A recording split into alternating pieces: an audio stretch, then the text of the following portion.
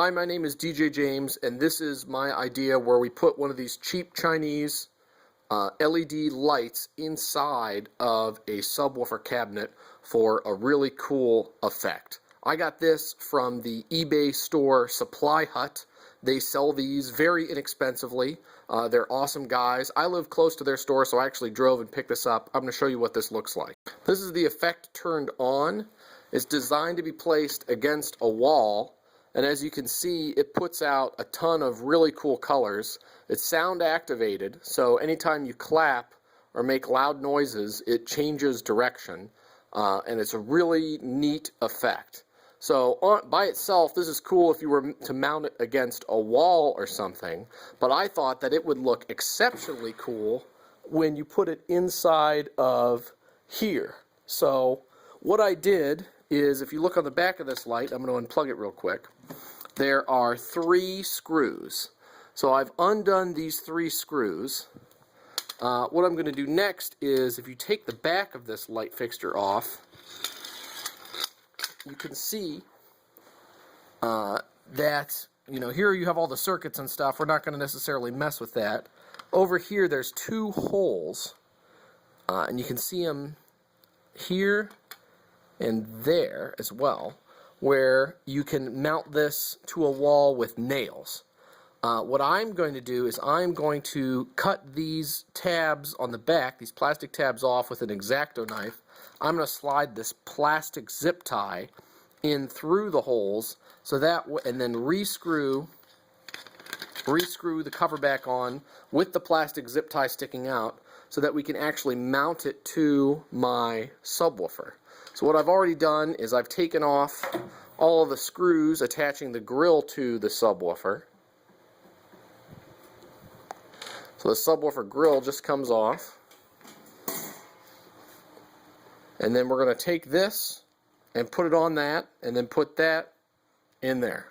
Alright, so the next step, I've taken my X-Acto knife, I've cut the plastic tabs off the back of this when it was unscrewed. I slid my 2-foot white plastic zip tie through here.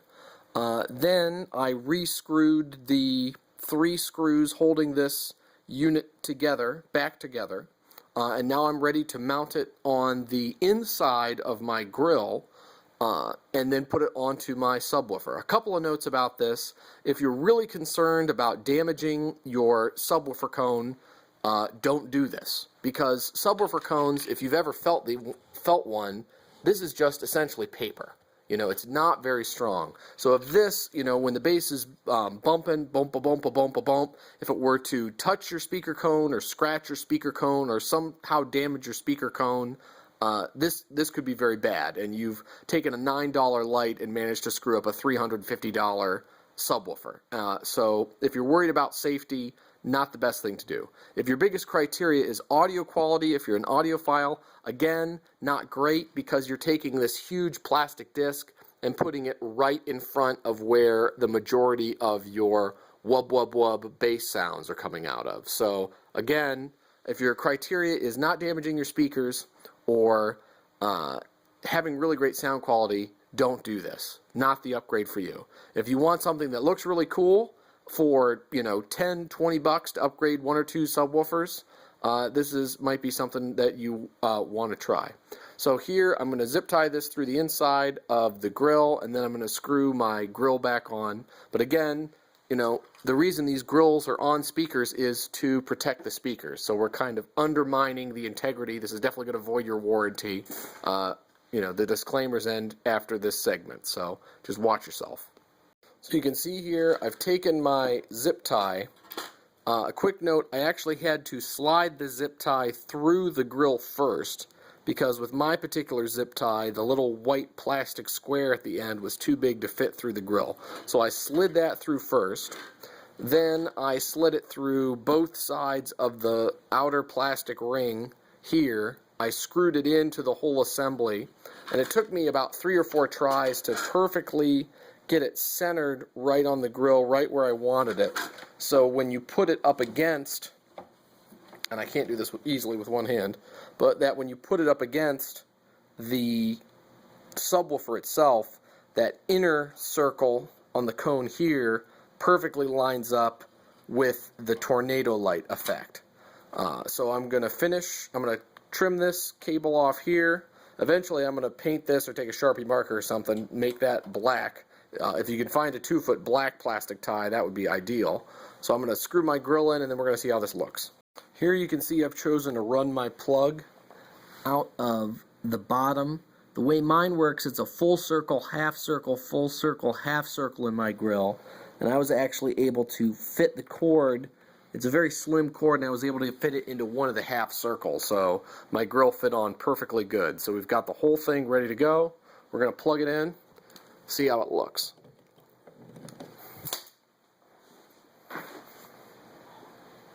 Oh yeah, it looks like a Kia Soul commercial. Alright, we're going to turn the lights off and see how it looks too. Alright, lights off, and here's your subwoofer. Now mine is so cool because the grill sticks out just a little bit, so you get the light that's shining through the sides of the grill. Just fantastic. Again, this is sound activated, and the colors reverse whenever it hears sound. So being right up against that base, you know the sound activated is going to be just awesome. Now this goes through a preset sequence of lights. You can't control, you know, it's not DMX'd or anything like that. The other thing about this is if you want to make the light not as harsh, if that's too crazy for you, if that effect is too strong, like especially there, it's almost like a strobe. What you can do is you can run actually just some opaque Scotch tape. It works as a pretty good light diffuser. You can run a string of Scotch tape around covering the LEDs on this fixture, and that'll give you it'll blend the lights a lot better. But, oh, just so beautiful. You see it run through the whole sequence there. Glorious. Alright, thanks very much for watching.